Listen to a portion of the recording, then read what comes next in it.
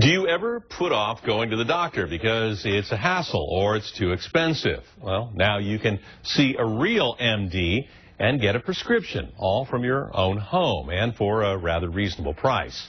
Linda Yee on the trend toward virtual medicine. When Dr. Charles Sun treats a patient, it's not always in person. He's also a web doc.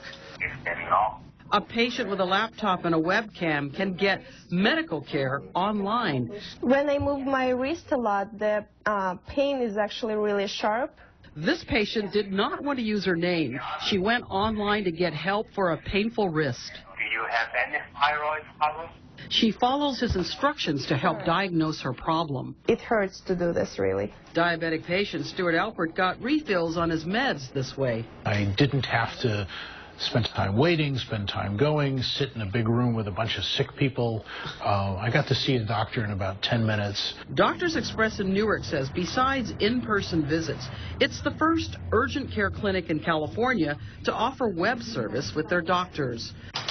Log in, pay the $39 fee, fill out a medical history, and the doctor is called.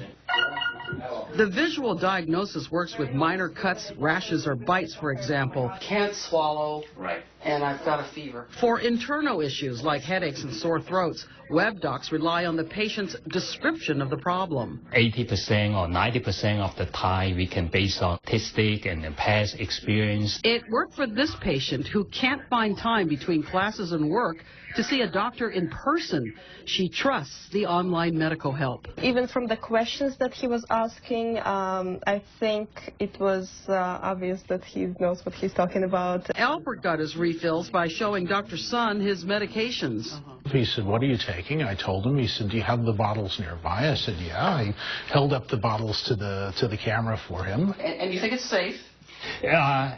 In most cases, I think they're pretty safe. As the population ages and technology gets even better, virtual doctors and virtual patients will become more commonplace because they're only a couple keystrokes away.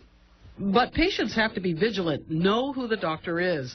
There are companies popping up online using presumed doctors from outside of the country making diagnoses. We're not necessarily sure of their training or their expertise. And symptomatically, how's he doing? It's not that Dr. Seth Boxer doesn't trust virtual medicine. He is the telemedicine medical director for UCSF's Benioff Children's Center. This is a mock-up of a future hospital room. Telemedicine is being built into the new UCSF Medical Center, now under construction in San Francisco's Mission Bay. The technology will also allow doctors to perform actual medical tests online. They can examine the patient virtually. We could listen to heart tones, we could listen to respirations, we could even do otoscopic exams, and we're starting to be able to deploy their images, so do ultrasound, cardiorespiratory monitoring. I guess this is the 21st century version of the house call. It's really big. It's not science fiction. The future is now. In San Francisco, Linda Yee, CBS 5. So what's the downside? Well, the insurance companies, they have with the technology. So for now, most virtual medicine is not covered. All right, look at this.